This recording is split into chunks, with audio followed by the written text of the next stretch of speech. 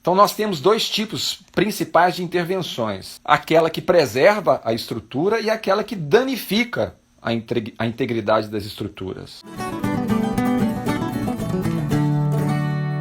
Uma coisa muito importante, que às vezes é desprezada nos processos de casqueamento, está relacionada com as ferramentas que são utilizadas, né? Então nós precisamos ter boas ferramentas e elas precisam ser bem cuidadas e bem manuseadas. Não adianta eu comprar uma boa ferramenta para realizar intervenções podológicas se eu não sei manuseá-la. É preciso que haja um domínio do operador com relação ao uso da ferramenta para que ela possa realizar o trabalho pretendido, né?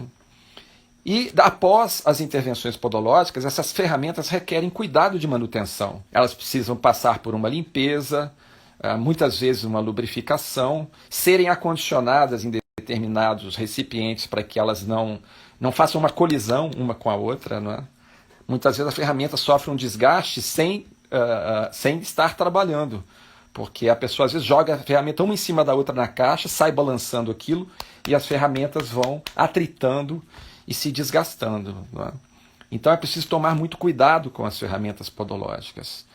E é preciso, sobretudo, saber aprender a utilizá-las corretamente. Uma grosa, por melhor que seja, mal utilizada, pode causar muitos prejuízos ao casco de um cavalo. Um torquês profissional, se mal utilizado, a mesma coisa. E assim por diante. A rineta, né, é uma ferramenta que tem determinadas funções, que se a pessoa não conhece as funções e não sabe operar adequadamente, pode vir a causar prejuízos incalculáveis para o casco do cavalo. Então, a maior incidência que eu posso citar no que se refere ao mau uso das ferramentas é o excesso das intervenções. O uso da grosa exagerado, o uso do turquês exagerado, o uso da rineta exagerado, né? Retirando muito material do casco e deixando o cavalo com o casco pobre. O cavalo precisa ter o casco robusto para se sustentar e se locomover adequadamente. Lembrando a vocês que a natureza do casco, ela tem uma participação na fisiologia orgânica do cavalo. Nós falamos isso. Cada casco atua como uma bomba sanguínea auxiliar ao coração do cavalo para manter de modo adequado o fluxo sanguíneo pelo seu organismo. O coração do cavalo não é suficiente para fazer isso. Então os cascos atuam como bombas auxiliares para ajudar o coração. E como é que ele realiza a função de bomba? Através dos movimentos de expansão e contração que ele realiza durante a locomoção do cavalo. Desde que as suas estruturas funcionais, as estruturas funcionais do casco, estejam sendo preservadas por intervenções conscientes de nossa parte. Por isso que é importante nós conhecermos as estruturas e sabermos a função de cada uma delas. Vamos falar aqui de duas estruturas que são elementares, que é a muralha córnea, não é? Que é a unha, que é uma unha, né? O casco é uma unha que está em constante crescimento e em constante desgaste.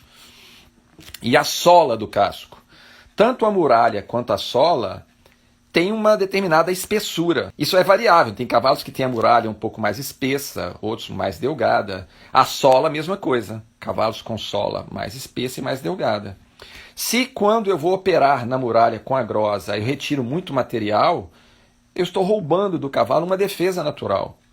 Se eu pego a rineta e começo a fazer escavação na sola do cavalo, eu estou roubando dele uma defesa natural.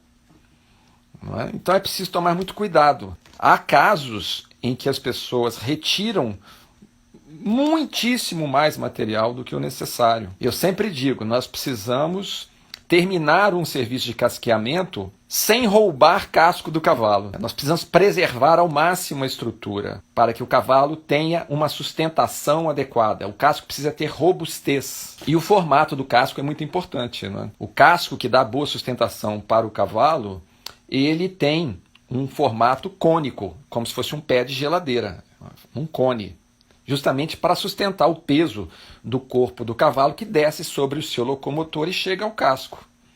Se nós retiramos muito material com a grosa, né, na borda do casco ali, esse casco tende a perder o formato cônico ele vai, né, ficando cúbico.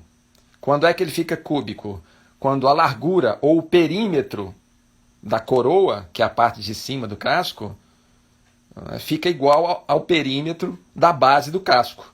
Então, quando a largura de cima é igual à largura de baixo, o casco agora ficou cúbico, ele não é mais cônico. E há intervenções que são tão agressivas que o casco chega a ficar em formato de vaso. A largura, o perímetro da coroa, fica maior do que o perímetro da base do casco, de tanto material que é retirado com a grosa. Então é preciso tomar muito cuidado com o uso das ferramentas para que o casco não seja danificado. Esse formato do casco, ele é determinado pelas nossas intervenções, pelo uso que nós fazemos das ferramentas na hora das operações podológicas.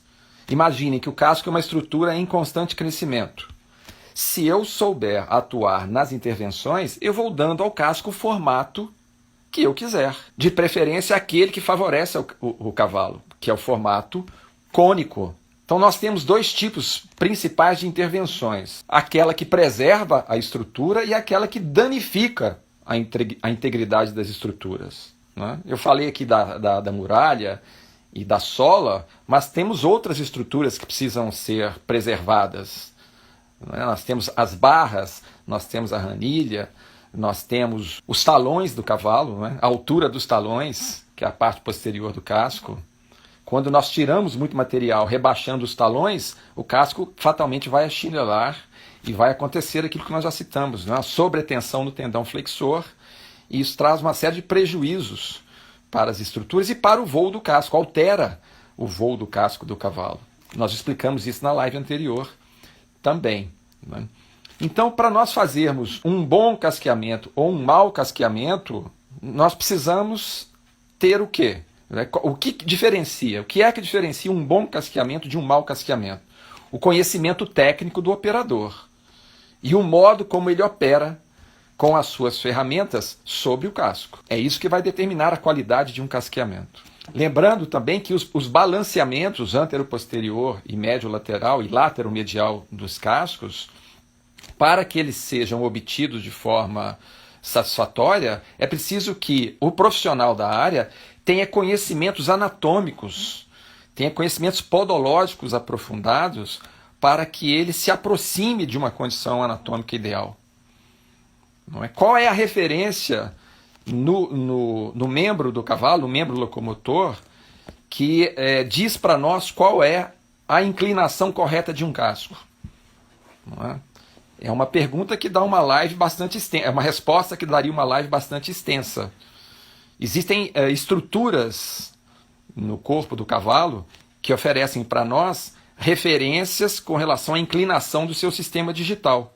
Vou dar uma palhinha rápida aqui com relação ao trem anterior. A inclinação da escápula do cavalo é a referência para a inclinação do sistema digital e também do casco, que compõe o sistema digital.